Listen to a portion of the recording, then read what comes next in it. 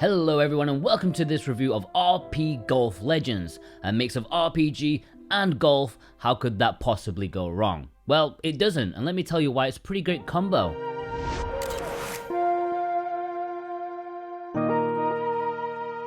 Remember, once we get to 100,000 subscribers, we are giving away a Nintendo Switch OLED model to one of you out there, so please subscribe and we can get there faster. The story of RPGolf Legends is pretty bare bones. It's very on the nose and it's well aware of how ridiculous of a premise it is. Evil has taken over the world and put magical barriers over the golf courses. Our heroine is pretty upset about that since she bloody loves golf, even wearing her golf hat to bed. But one day while fishing, she uncovers a magical club that can dispel the barriers, and so she goes on an adventure to free the golf courses of the world, just so she can play a few rounds. It's basic, does the job, even though I tend not to be a massive fan of game stories poking fun at themselves. It seems too easy these days, but what do I know? So I know the main questions that are going to be asked. How is it as an RPG? How is it as a golf game? And how is it as a mix? Well, I am the perfect man to tell you because, I love RPGs, I review them all the time. And golf, well, yeah, big expert on golf here, massive fan. Tiger Woods, yeah? The Irish guy, don't forget about the Irish guy. And the old guy, that really old guy, if he's still alive. Massive fan of golf here. I'm pretty familiar with everything golf related. Firstly, let's get the RPG thing out of the way. Well, it's not really an RPG. Sorry to break it to you, it's more like a top-down Zelda game. And if you consider Zelda to be an RPG, well, then you have my sympathy. But really, this should not have been called RPGolf Legends. This should have been called The Legend of Golfer. Links to the past. Links, like golf links.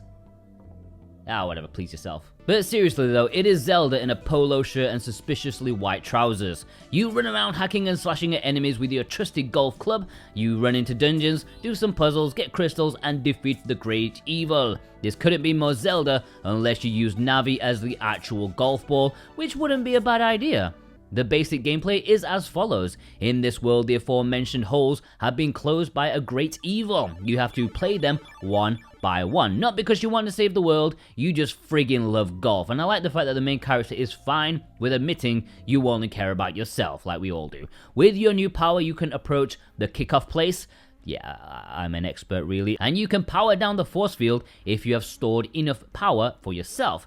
How do you get that power? Well, you have to beat the crap out of snakes and bears with your golf club. Oh yeah, every man's dream. Yeah, you wail on the monsters and the blue gauge on the left will go up. Once it reaches the top, you can unlock the next hole. So you play a hole, beat the crap out of monsters, play the next one, beat up some more innocent animals, then play the next one. Pretty much rinse and repeat. However, some story tidbits may interrupt here and there, where someone will ask you for emergency help to jump into a small dungeon of such to break up the pace, or you may have to go one-on-one over a few holes with competition. There is a fairly large overworld, not quite open. Each area is cordoned off until you play enough rounds to satisfy the story needs before you move on to the next one. Due to embargo requirements, I'm only allowed to show you the first two areas pretty much, the grassy forest and the swampy bit, but you'll later on be visiting like a snowy area, desert, you know the tropes. I can't actually show you, but thankfully the trailer does show you. How convenient. Shall we get into the combat? It is fairly basic. You have a standard attack, or you can hold down the attack button to do a charge attack. You can also block, which you will need to learn to do by the time you get to the second area, otherwise you'll be dying left and right. And when I say learn, what I really mean is just remember to press it. Speaking of pressing buttons, there's something suspicious going on that you may have already cottoned onto, my dear Switch watchers. Yes, total blasphemy, I played the PS4 version of the game. Why would I commit such a heinous crime? Well, it's pretty simple. The PS4 review code worked earlier than the Switch one, so I played it on that. I did play it on the Switch a little bit just to make sure it wasn't completely bugged, but it seems fine enough and actually looks rather lovely on the Switch's screen in handheld mode. Anyways, back to the combat. Later on, you'll be able to get job classes which give you different abilities, both in combat and in golfing. But once again, I can't really show you much, so yeah, here's that trailer again, thanks. The golfing, also pretty simple. I mean, PGA Tour, whatever, this is not. You have club selection, you aim with the left and right. Once you pick your spot, you have a power bar that moves up and down, and then an aiming bar. If you hit it in the middle, it'll fly straight. However, the sides, you'll end up slicing it. It is basic but very functional and works well with this type of game. This is not for golf enthusiasts. It's very arcadey, but I actually loved it. They nailed the simplicity and feel. It seems very balanced with all its attributes like the surface, the wind, judging your shots. It just works really well, comes together nicely. And to those who are going to be playing this when it releases, you'll be noticing that I chose the easiest setting for the golf segments, which brings me onto another point that I love. Look, I may be a massive fan and expert on golf, but when it comes to the electronic versions of hitting the ball off that plastic screw thingy, I'm absolutely shite at them. I need all the assists I can get. So yeah, I really like the fact that the difficulty can be different between the action and the golf. For the action segments, well, I'm a Zelda badass, so I chose the standard difficulty, whereas I chose the easier option for the golf because it's my life choices. Don't judge me. There's actually a fair bit to do in this game. It's quite packed in terms of content and things to do. There's an overwhelming amount of side missions. When you arrive in a new town, it's just a sea of icons of people asking you to help them. Whether it's to find their kittens or to make a love potion or live out everyone's fantasy of beating the shit out of crabs with a golf club. Is that just me? There's also some crafting to be getting on with, a quick addictive fishing minigame, and you can play a few rounds of competitive golf like a proper dedicated game, rather than just one hole by one hole. I was really surprised by the content here. So far so good. Pretty good in fact. But it's not without its faults, or what I like to call Tiger Woods life choices. Firstly, the enemy variety, it wears thin pretty quickly, and this is coming from someone who always complains about enemy variety. Why do developers think 6 enemies for a 20-hour game is enough? They just change the color a few times and call it a day. Well, I know why, because it costs money, a lot of money, but it's still kind of annoying. And pretty much, the number one complaint about RPGolf Legends is, and it's hard for me to admit this, but I have a lot of trouble finding the hole. That's not what she said, that's what I said. I can't find the hole. I get help, oh man, they tried to help me so much, but that hole, the hole I need, always eludes my club. But seriously, I ended up walking around aimlessly at times trying to find the next one. And you do have to do them in the right order too, so you'll end up reaching one only to find out you have to do that one later.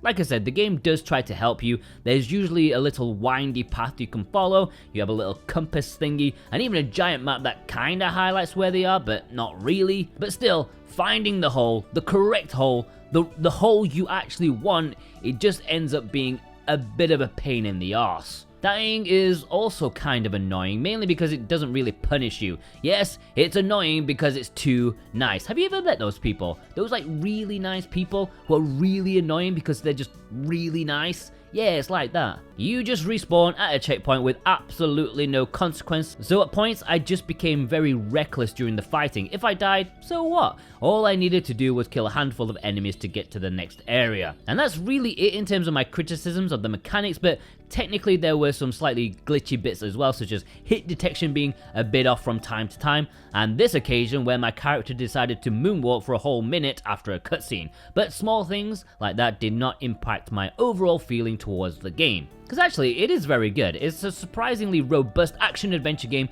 with a nice twist. I felt compelled to play through all of it, and the flow is really nicely done too. You're often moving from one thing to another, and aside from the pace killer finding the hole, to be honest, maybe not all of you will be as incompetent as me finding the hole. I'm sure some of you will always be on target first time of asking.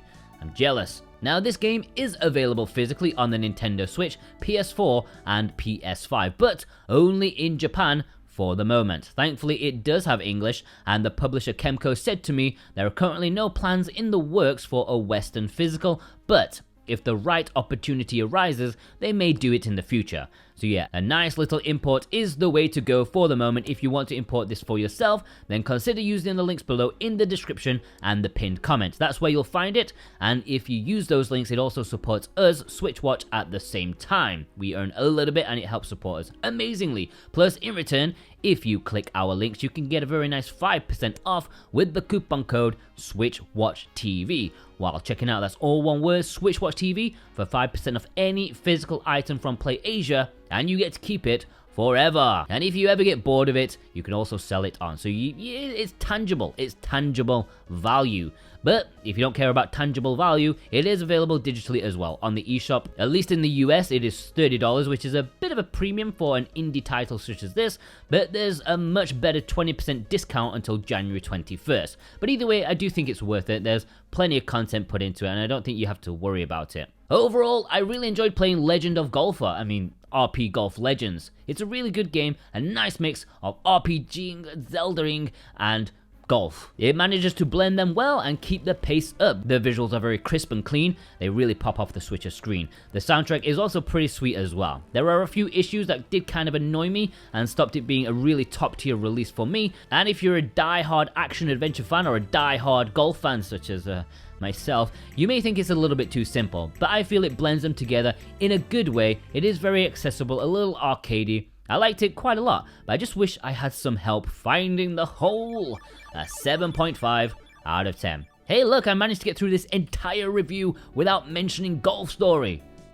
Bollocks. Big up to our executive producers Dane Wilkinson, God of Resin, Boombox, Brent McLean, Jonathan Arumo, Santa Tartaruga, Alexander Cato, J-Cross7776, Elissa, Punky Dooster, Michael Del Polito, Cartoon Star, and Robotech, Z, Raven Knight, Thorn Metal Luna, Parsnip Coffee, Government Fat Cat, Issa, V, Mental Traveler, and Grant Sir. Thank you ever so much for your support. Plus you, you, watching right now. If you watched all the way through, give me a golf emoji, something golf emoji in the comments, because the longer you watch, the more YouTube shows us to other people, so you help us grow, and I want to thank you. I want to see who you are. And thank you to those who use our links to purchase this physically. Thank you ever so much.